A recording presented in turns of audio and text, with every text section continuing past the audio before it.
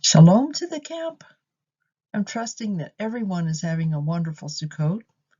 It's a blessing to be able to share these thoughts with you today about Sukkot and how it is a picture of the Millennial Kingdom that is to come. My prayer is that you will take something away that will encourage you during these difficult days, and you may learn some things about the Millennial Kingdom that are, just like celebrating Sukkot today. So, Father, we thank you so much for the days that you have brought us to. You have brought us to these days. You have caused us to understand your word in its fullness. And I pray, Father, that you be with me today as I speak, and that you allow me to say the things that will help us to be encouraged, to look forward to the Millennial Kingdom as we celebrate Sukkot, for it is a picture of the Millennial Kingdom. Thank you so much for being with us today. We honor you. We love you. In Yeshua's name, amen. We're living in the most exciting times, really, of biblical history. And even though we're living in an age of increasing lawlessness, the earth is groaning at the seams with earthquakes and floods and volcanoes and strange occurrences of nature, we're still very blessed to be living today. This is the day that Yeshua told us to watch and wait for. We should be reading and rereading Matthew 24, Zechariah 14, till we have them memorized, because it is a blueprint for the days that are coming. These dark days of tribulation will be ushering in a set of glorious days that are represented in the fall holy days of Yom Teruah, Yom Kippur, and Sukkot. We are really fortunate because we can look back and see the fulfillment of the spring holy days through our Messiah, and we can recognize that just as he fulfilled the spring holy days in his first coming to this earth, he will also fulfill the fall holy days when he returns. But this return will usher in the seventh day, or the Shabbat of millennials, if you will. We definitely don't want to miss out on these events, so it's critically important that we keep our hearts open to Jehovah's voice and really focus on studying his word so that we will be equipped and ready for the days that are yet to come. And just maybe, we may be found worthy to participate in those glorious days of 1,000-year Shabbat with our King. My focus today will be on how the Feast of Sukkot corresponds with the Millennial Kingdom. But to get there, we have to take a quick look at the holy days that precede Sukkot. There's so much we're not going to be able to fully understand until these things start to occur, but I would like to try to show some biblical connections to the future fall holy days, specifically the fulfillment of them. We will first briefly look at Yom Teruah and Yom Kippur that lead up to the Feast of Tabernacles, when Messiah will come to dwell with us. And then next we'll look at what it might look like to dwell in the Millennial Kingdom. And then finally, we'll look at the end of the Millennial Kingdom and the beginning of the eighth day. According to Zechariah 14, at some point during the coming tribulation, all the nations of the earth will be gathered together to attack Jerusalem. Zechariah 14:2 says, I shall gather all nations to battle against Jerusalem. And it's at this point that Jehovah will go forth and fight against those nations. In Zechariah 14:3, it says, And Jehovah shall go forth, and he will fight against those nations, as he fights in the day of battle. It's also at this point that Yeshua returns to earth to set up his kingdom. In verse 4, it says, In that day his feet shall stand upon the Mount of Olives, which faces Jerusalem on the east. The Mount of Olives shall be split in two from east to west. Verse 5 talks about Judah fleeing to the valley of his mountain, like fleeing from an earthquake. And Jehovah my Elohim shall come, all the set apart ones with you. In verses 6 to 7, Zechariah is describing this day as a day that is only known to Jehovah.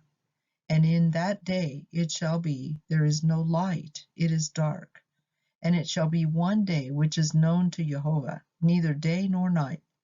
but at evening time there shall be light, which is really interesting, so that it'll be dark during that day, but at that night it'll be light.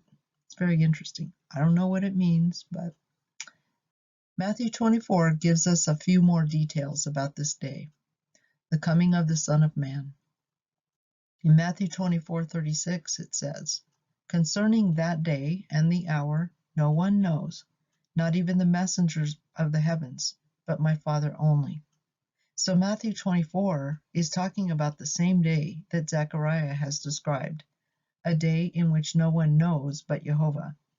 And we know that when he comes, he will be coming to do battle with the nations that have gone against Jerusalem. In other words, to do battle with all the nations of the earth. There's also a reference to those in Judah fleeing to the mountains in verse 16, just like Zechariah says. Matthew 24:29-31 says, "Immediately after the distress of those days, the sun shall be darkened, the moon shall not give its light, and the stars shall fall from the heaven, and the powers of the heavens shall be shaken. And then the sign of the Son of Adam will appear in the heavens. Then all the tribes of the earth shall mourn, and they shall see the Son of Adam coming on the clouds of the heaven with power and much esteem. He will send his messengers with a great sound of a trumpet, and they shall gather together his chosen ones from the four winds, from one end of the heavens to the other." We know that the sound of the trumpet is sounded at a time of war, and that's what will be happening between Yeshua and his heavenly hosts against the nations. And it also appears to be the time of gathering his people from the entire earth. It appears to be at the time of Teruah, with the blowing of the great trumpet. And there's also a hint of Yom Kippur, in that the tribes shall mourn when they see the Son of Man coming on the clouds. We also see the imagery of being gathered together in Matthew 24 and being caught up to be with Yeshua in the air in 1 Corinthians 15:51 and 52. "I speak a secret to you. We shall not all sleep, but we shall all be changed in a moment, in the twinkling of an eye, at the last trumpet. For the trumpet shall sound, and the dead will be raised incorruptible, and we shall be changed." 1 Thessalonians 4:16 and 17 says this, "Because the Master himself shall come down from heaven with a shout, with the voice of a chief messenger, and with the trumpet of Elohim. The dead in Messiah shall rise first, and then we, the living who are left over, shall be caught away together with them in the clouds," those who have been raised, "to meet the Master in the air, and so we shall always be with the Master." It's possible that all these events will be happening simultaneously. The Son of Man coming in the clouds, Yeshua coming to do battle with the nations that have gone up against Jerusalem, the dead being raised, and the elect being gathered together with him in the air. These are all the events that immediately precede the beginning of the Millennial Kingdom. We don't know the exact way that these days may play out, but we can only guess that the 10 days of awe between the day of Yom Teruah and Yom Kippur must truly be the most awesome sight one could ever imagine. So before we take a look at the battle between our Messiah and the nations, I would like to address the ones that are in fine white linen, because I believe these same people are the ones that are riding on the white horses in the great battle with Yeshua. In Revelation 6:9-11 it says, "When he opened the fifth seal, I saw under the slaughter place the beings of those having been slain for the word of Elohim and for the witness which they held, and they cried with a loud voice, saying, How long, O Master, set apart and true, until you judge and avenge our blood on those who dwell on the earth? And there was given to each one a white robe, and they were told to rest a little while longer, until the number of their fellow servants and their brothers, who would be killed as they were, was completed." For the sake of time, I'll give a general summary of these verses in Revelation, but please read these verses for yourselves because there's such a powerful description of this coming battle. In Revelation 19:11-21, the hosts of heaven are praising Elohim because the time of avenging the blood of his servants has come, the ones we just talked about under the altar. In Revelation 19:2 it says, because he has judged the great whore who corrupted the earth with her whoring, and he has avenged on her the blood of his servants shed by her. We saw in Revelation 6 that the martyred ones from the tribulation were crying out, how long until you judge and avenge our blood? Remember, they had also been given fine white linen. They are now rejoicing that the marriage of the Lamb has come, and the bride has prepared herself for the marriage supper of the Lamb. The bride is dressed in fine linen, clean and bright, for the fine linen is the righteousness of the set-apart ones. Revelation 12:11 and Revelation 24 also describe these set-apart ones as the ones who hold to the testimony of Yeshua and the word of Elohim. Then the heavens are opened, and Yeshua is sitting on a white horse. He's called trustworthy and true, and in righteousness he judges and fights. His name is called the Word of Jehovah. The armies in heaven, dressed in fine linen, white and clean, follow him on white horses. I would like to stop here for a moment and discuss who these people are. We know that they're righteous ones, but Revelation 7:9 describes them this way. A great crowd, which not one was able to count, out of all nations and tribes and peoples and tongues, standing before the throne, before the Lamb, dressed in white robes and palm branches in their hands. And in verse 13 of Revelation 7, one of the elders asks, who are these dressed in white robes, and where did they come from? And I said to him, Master, you know. And he said to me, these are the ones coming out of the great distress or the great tribulation, having washed their robes and made them white in the blood of the Lamb. So we see that these people are the ones who have come out of the tribulation, the ones who have been killed for their faith, and they are the ones that were asking when their blood would also be avenged. Now let's take a look at the resurrected ones. Listen to the verses in Revelation 20, verses 4-6, describing these people who had been resurrected. The lives of those who had been beheaded because of the witness they bore to Yeshua, because of the word of Elohim, and who did not worship the beast or his image, and did not receive his mark upon their foreheads or upon their hands. They lived and reigned with the Messiah for 1,000 years. The rest of the dead did not come to life until the 1,000 years were ended. This is the first resurrection. Blessed and set apart is the one having part in the first resurrection. The second death possesses no authority over these, but they will be priests of Elohim and of Messiah, and shall reign with him 1,000 years.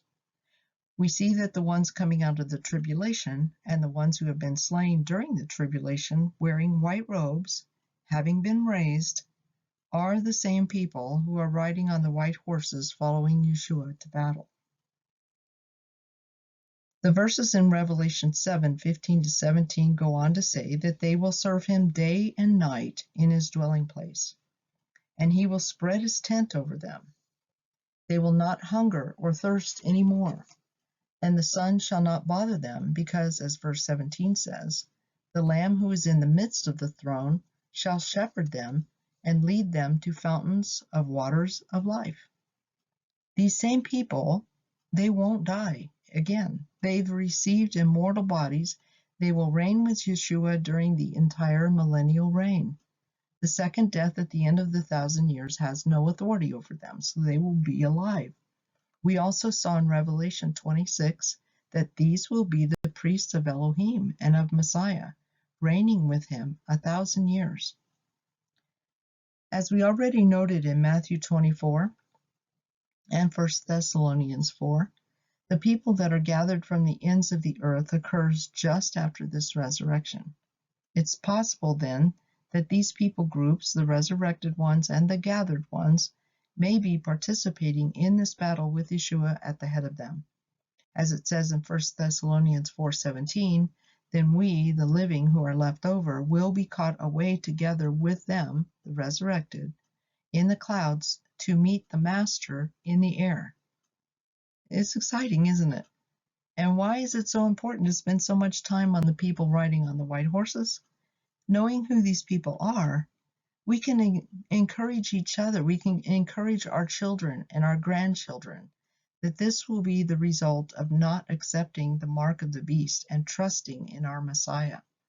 The blood of these slain ones will be avenged at the day of battle when Yeshua rides out with all the ones to be avenged. These are not just heavenly armies, they're actual people that have been killed for their faith, and they will be rewarded with heavenly white robes. They will be resurrected first. They will have a place in the army that avenges their deaths, and they will inherit an immortal life of ruling and reigning with the Messiah during the Millennial Kingdom and on into eternity. What a huge blessing and promise to know and share with fellow believers. But let's get back to the great battle. There are many, many passages in the Word that speak about this day, especially in the prophets. And if I were to quote them, Sukkot would end before I share them all. In fact, most of the Bible is giving admonition against being disobedient and the consequences of that disobedience.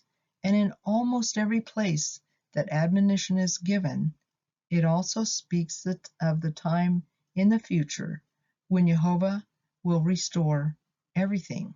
It's always speaks about restoration. He will restore his ways, his people, and his land. Just like the Revelation, Joel 2:10 and 11 describes the same day. He describes the fierceness of the armies that are coming against Jerusalem. And then the earth shall tremble before them, the heavens shall shake, the sun and moon shall be darkened, and the stars withdraw their brightness. And Jehovah shall give forth his voice before his army, for his camp is very great, for mighty is the doer of his word. For the day of Jehovah is great and very awesome. Zechariah 14:12 describes this day when the people who fight against Jerusalem and their flesh shall decay while they stand on their feet, their eyes decay in their sockets, their tongues will decay in their mouths. So let's look at Revelation 19 again. We see Yeshua on a white horse with an army of people that have come out of the tribulation on white horses following him. In verse 15 of Revelation 19, we read, out of his mouth goes a sharp sword to smite the nations. In verses 17 to 21, I saw a messenger standing in the sun, and he cried with a loud voice, saying to all the birds that fly in mid-heaven, come and gather together for the supper of the great Elohim, to eat the flesh of kings, the flesh of commanders, the flesh of strong ones, the flesh of horses, and of those who sit on them, and the flesh of all people, free and slave, small and great. And I saw the beast and the sovereigns of the earth and their armies gathered together to fight him who sat on the horse and his army. The beast was seized, and with him the false prophet who worked signs in his presence, by which he led astray those who received the mark of the beast and those who worshipped his image. The two were thrown alive into the lake of fire burning with sulfur. The rest were killed with the sword which came from the mouth of him who sat on the horse, and all the birds were filled with their flesh. In Revelation 20:1 through 3, it says, I saw a messenger coming down from the heaven, having the key to the pit of the deep, and a great chain in his hand. And he seized the dragon, the serpent of old, who is the devil and Satan, and bound him for 1,000 years. And he threw him into the pit of the deep, and shut him up, and set a seal on him, so that he should lead the nations no more astray. And just like that, Yeshua conquers his enemies, annihilates the beasts and the false prophet, locks up Satan for 1,000 years, sets up his kingdom on earth, ruling and reigning for 1,000 years. But the really cool part is the ones who came out of the Great Tribulation will be with Yeshua at this mighty victory where he avenges their blood. There are some ideas out there that the 10 days of awe between Yom Teruah and Yom Kippur are the days of judgment and the days that the books are going to be sealed on Judgment Day or Yom Kippur. Some believe that the final act of victory will occur on Yom Kippur itself. It sounds possible, the Day of Atonement, the covering of Yah's people, and it's a solemn day. And I really can't imagine a more solemn day than having every last enemy of Yeshua and his righteousness killed in a great battle, and his people are just left there to ponder the incredible events of the last 10 days, if those 10 days are the time of those events. Can you just picture the stillness, the quiet, the complete awe that the Messiah has become the long-awaited conquering king? It would be a day of complete humility and so many emotions. We know that when Yom Kippur has ended, we immediately switch to final preparations for rejoicing in our Sukkos. Our emotions switch from remorse and repentance to great joy and excitement for the approaching Feast of Tabernacles. But this particular Sukkot will be much different. Multiply those feelings of excitement by, I don't know, the 100th power, and you might just get a little idea of what those emotions of those days might be like. I honestly can't begin to describe what it must be like to realize that this is the marriage supper of the Lamb that we had been waiting for thousands of years. It is the fulfillment of Scripture that we can only picture in our minds, and yet there you will be, walking the streets of Jerusalem, preparing Sukkot to spend with the Messiah himself. Ezekiel 39:7-8 says, I shall make my set-apart name known in the midst of my people Israel, and not let my set-apart name be profaned any more. The nations shall know that I am Jehovah, the set-apart one in Israel. See, it shall come, and it shall be done, declares the Master Jehovah. This is the day of which I have spoken. All the fierce enemies of Israel and Jehovah will be gone, completely annihilated.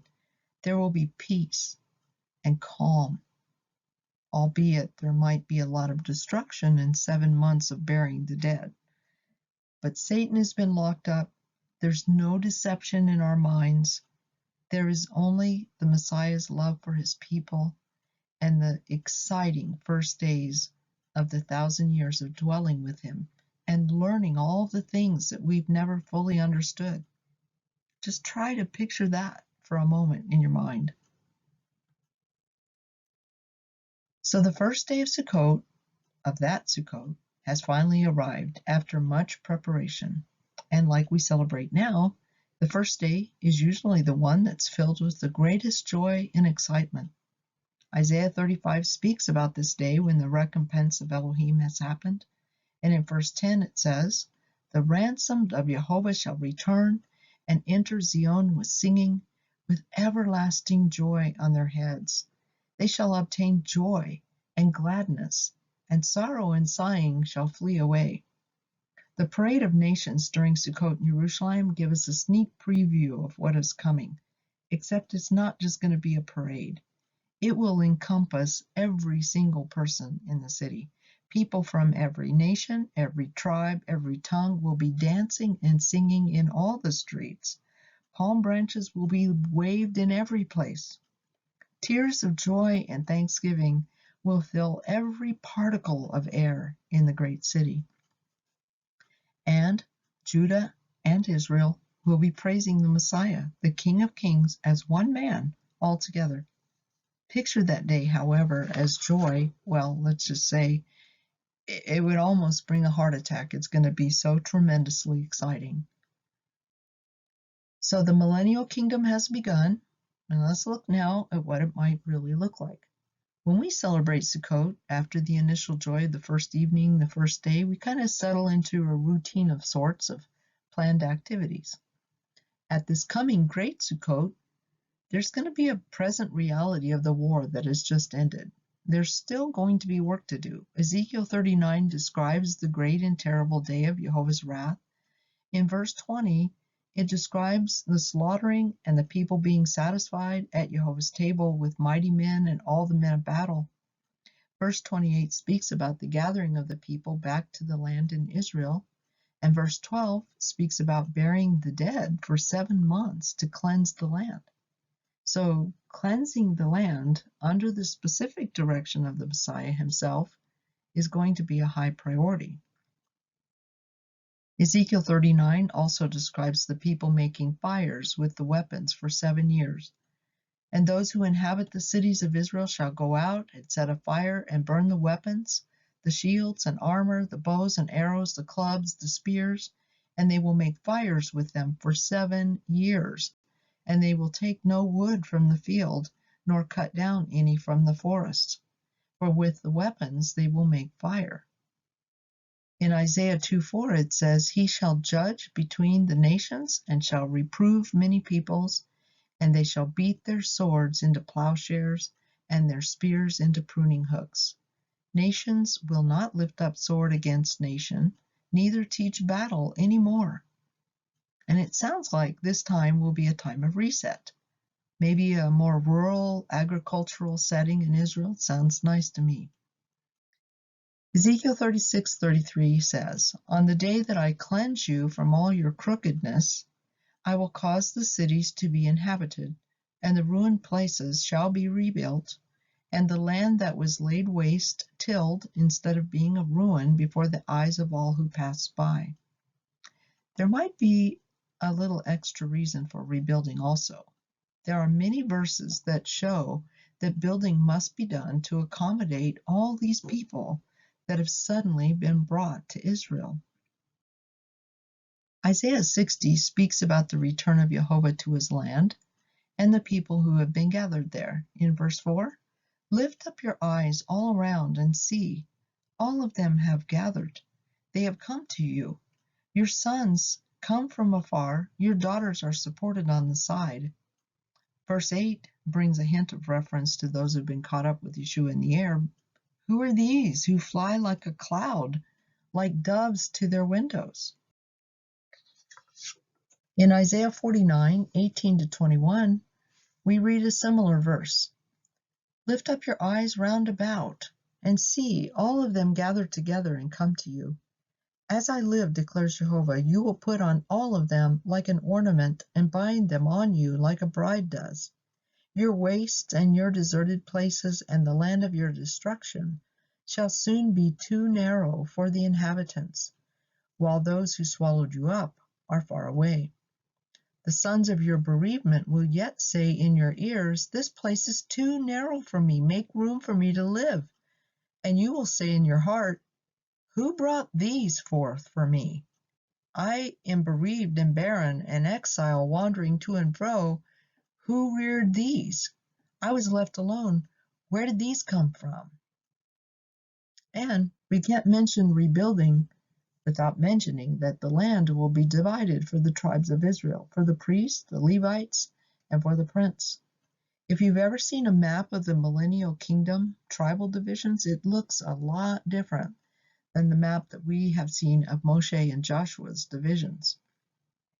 But the really exciting part of this land division is found in Ezekiel 47:21-23.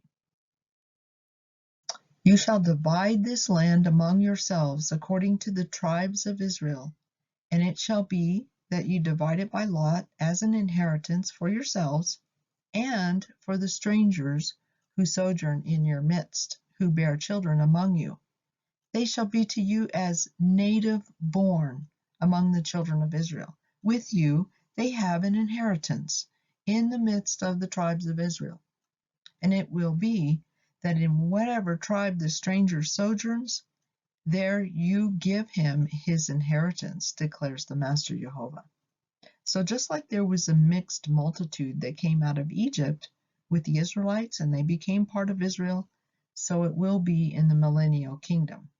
All of them will receive an inheritance just as if they were native born, and we have that same inheritance promised to us today.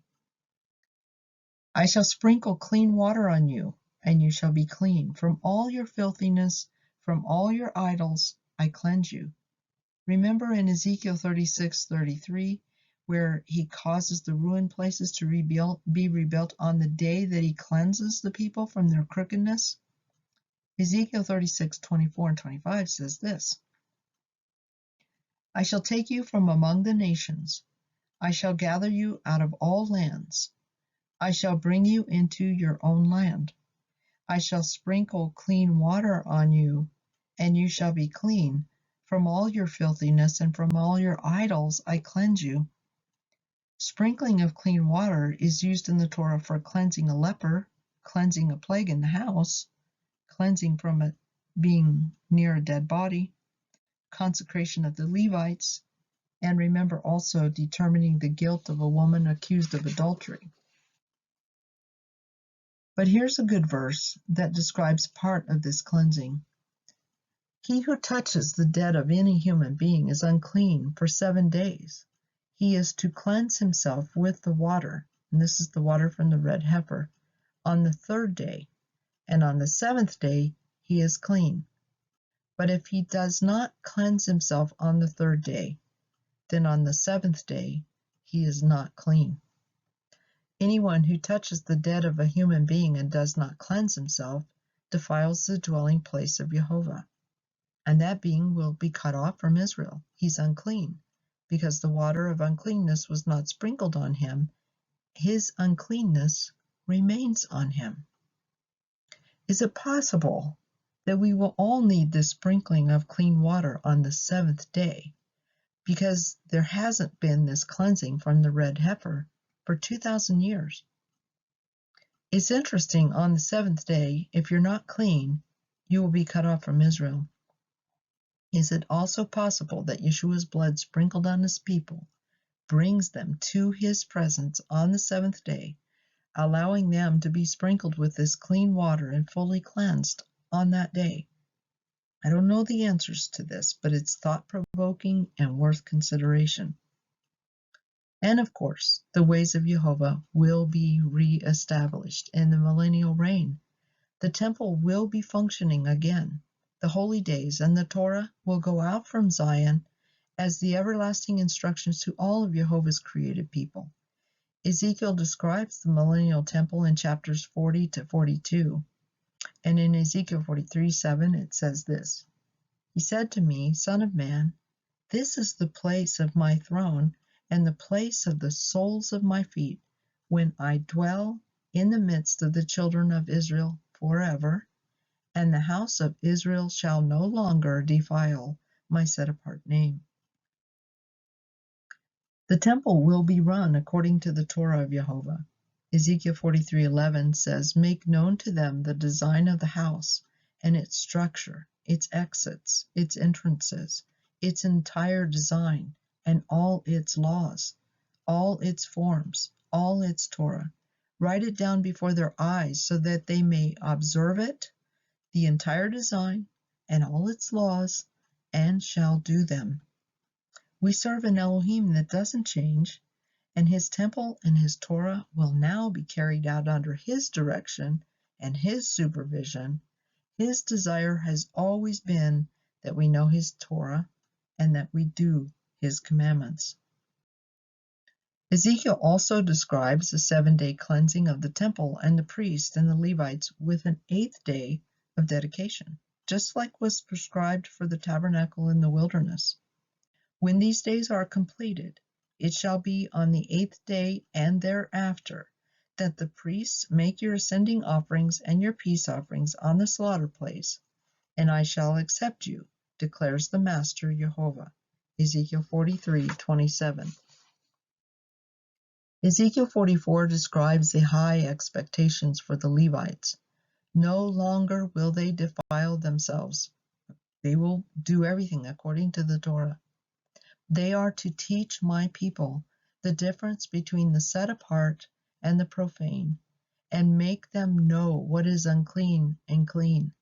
They are to stand as judges in a dispute, and judge it according to my right rulings.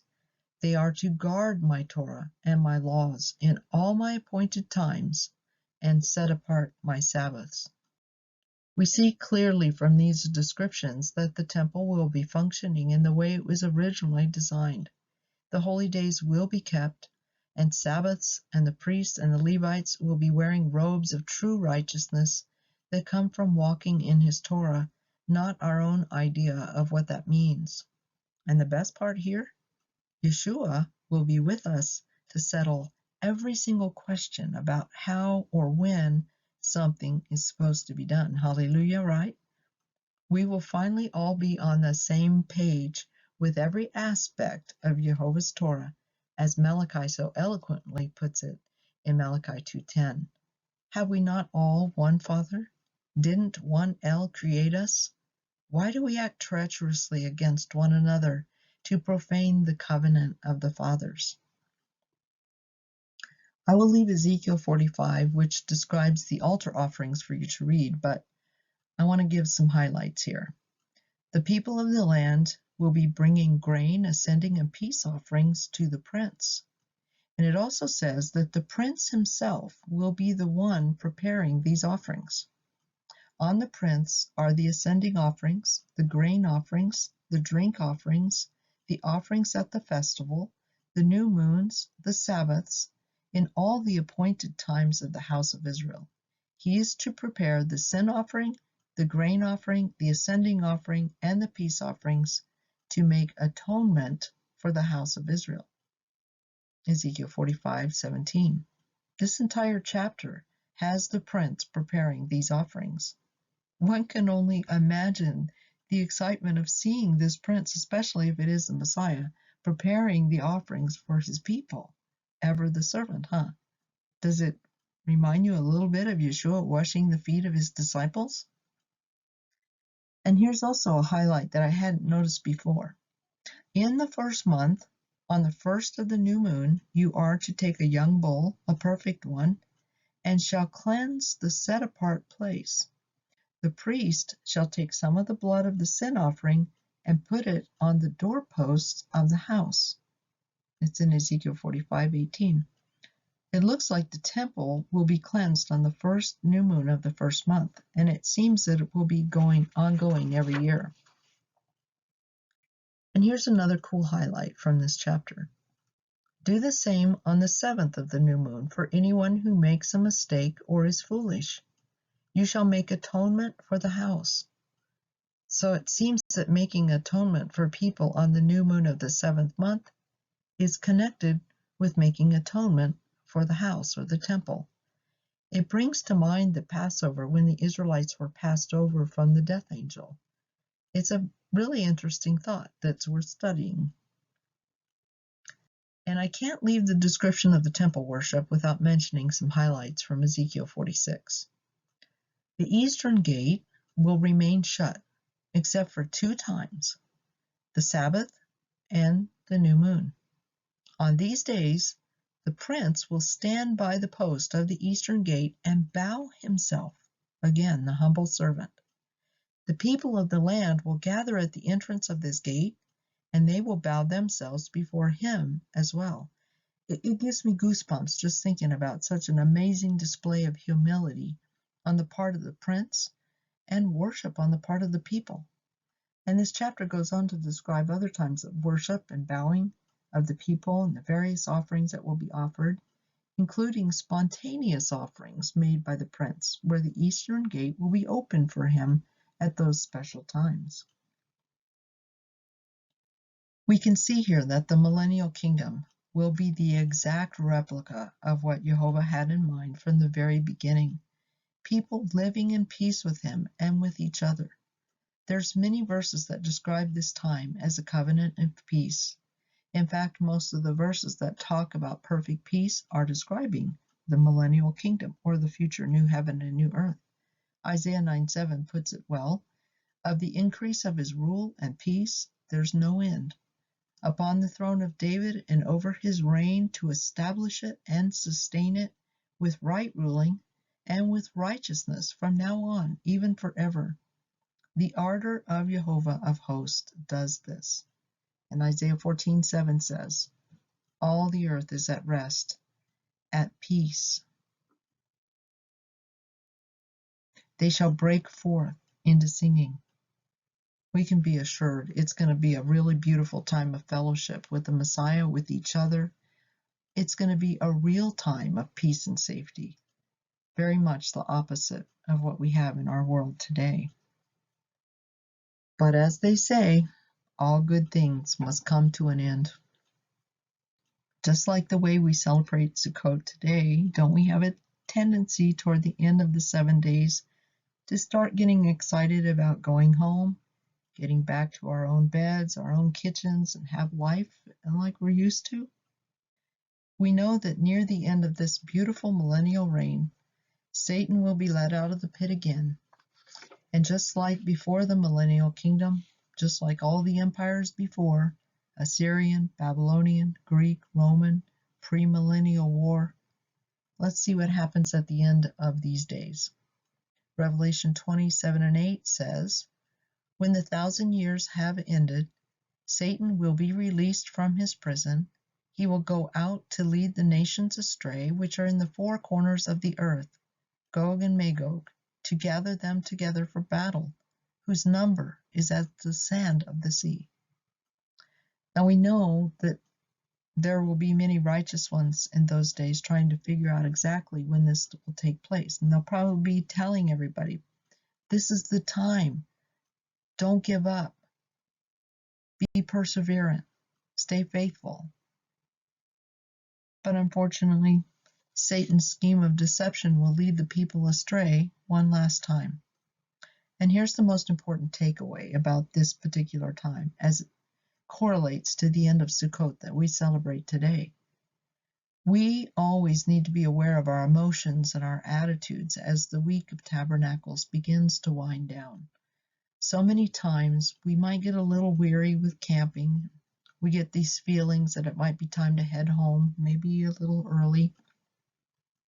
And by leaving early, we're leaving before the most important day, the 8th day. I would like to tell on myself here and tell you what happened to me 15 years ago. It's not my car, but that's kind of what it's like when you leave Sukkot. Sukkot was like most Sukkots. It was filled with joy, fellowship with other believers, dancing before the Father, wonderful times of learning, swatting flies, running out of heat in the middle of the night, and, the occasional problems that come up during Sukkot. It was the 7th day, and I thought, well, I might as well head home. I was sharing a pop-up camper with a girlfriend, and both of our cars were parked outside the camper. After I got my SUV all loaded up and arrangements made for someone to take the camper back to town, I got in my SUV and started to back up when I got a phone call from my daughter. I stayed there chatting a while with her, and I should have realized that this phone call could have given me a little more time to rethink, but nothing crossed my mind. So I told my daughter I better go ahead and head out, and I put the car in reverse, and it sounded like I ran over a cooler or something. So I told my daughter I better go check it out, and when I got to the back of the car, I was horrified to find that I had just plowed into the driver's side of my girlfriend's car. That's not her car, but it kind of looked like that. She couldn't get in it for sure. As you can imagine, this little incident caused a pretty good stir in the camp. Right at the time, preparations were being made for a special water pouring ceremony with the kids. I was looking for my girlfriend to tell her what had happened, and while I was looking for her, she found her car all crashed in. And I wasn't there to explain.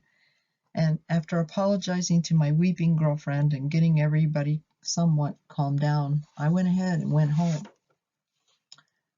Our Father is so merciful, though. On my way home, he was talking to me the whole time about how I really blew this Sukkot. He was teaching me to be aware that the 8th day is a holy day, and it has incredible meaning. Remember, there's not an eighth day in the spring festivals. This day was supposed to be a day that we look forward to all during the 7 days of Sukkot, because it represents the end of the Millennial Kingdom and the beginning of His new heaven and earth. Why wouldn't I want to stay and linger a while for such a special day? I learned a lot that year about what it means to keep holy what Jehovah says is holy. One Sukkot in a remote part of the mountains in Colorado, we had 40 people attend. It was a joyous week. And the morning of the 8th day, there were 6 of us left. We had a great time, but it was sad to see how many people had gone. There are circumstances that can't be helped, like extreme weather or health or emergencies of some kind that might prevent us from staying for the 8th day. But if it's possible at all, we should really make every attempt to be there for that day. And if we can't, let the Father know that you do recognize that 8th day. Make it a special day wherever you are. Listen to just some of the events of that coming day. The 8th day, it's the day when the devil is thrown into the lake of fire, where the beast and false prophet are. And forever they will be tortured out of the way of his people, forever. This is the day of the great white throne judgment. It's the day the book of life is opened. It's the day that death and Sheol is thrown into the lake of fire. It's the day the former earth and heaven has passed away, and there's a renewed heaven and a renewed earth. It's the day that the new Jerusalem in all its glory and splendor will be brought down from the heavens to Jehovah's people. It's the day we've all talked about, an everlasting eternal life. This is also, in that new heaven and earth, will be the tree of life, in the midst of it. This is the day we've all talked about, eternal life. This is the day that a loud voice from heaven proclaims, "Behold, the tent of Elohim is with men. He will dwell with them. They will be his people, and Elohim himself shall be with them and be their Elohim." Revelations 21:3 says this. This day, this coming 8th day, is the fulfillment of every single thing that's promised by Jehovah. It's even better than the Millennial Kingdom. So as we wind down with celebrations of Sukkot, let's try to keep our eyes firmly focused on the end goal, not going back home. Let's not let our master find an empty sukkah on the 8th day. Of course, it's not a time of sukkah, we know that, but it's holy until the evening of the 8th day. Yes, is it possible that people at the end of the Millennial Kingdom who get sidetracked with mundane things of this world will be led astray by the evil one and miss out on this great day? Let's celebrate this day with the same fervor and joy that we had on the first day, because this is the day that Yeshua says, "It is done. I am the Aleph and the Tav, the beginning and the end. To the one who thirsts, I will give of the fountain of the water of life without payment. And the one who overcomes will inherit all of this. And I shall be his Elohim, and he shall be my son." May all of you be blessed as you celebrate these days of Sukkot. And remember to be aware that they are leading us into the magnificent days of the Messiah, reigning with us on this earth in perfect peace. And those days, the days of Sukkot, will lead us into the everlasting and eternal kingdom of Elohim. And they are all pictured in these days of Sukkot.